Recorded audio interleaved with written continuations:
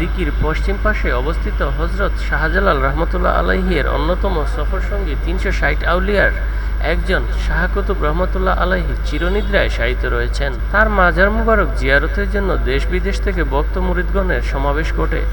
মাজারের পাশে একটি জামে মসজিদ, মাজার অফিস ও মহিলাদের জন্য নির্ধারিত নামাজের স্থান রয়েছে।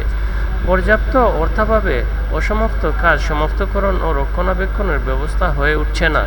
মাজারে যেভাবে যাবেন, মৌলভীবাজার হতে রাজনগর বাজারে এসে রাজনগর বালাগঞ্জ রাস্তা দিয়ে রিক্সা, অটোরিক্সা বা বাসে করে সাগর দিঘির পার বললে এখানে নামিয়ে দেবে।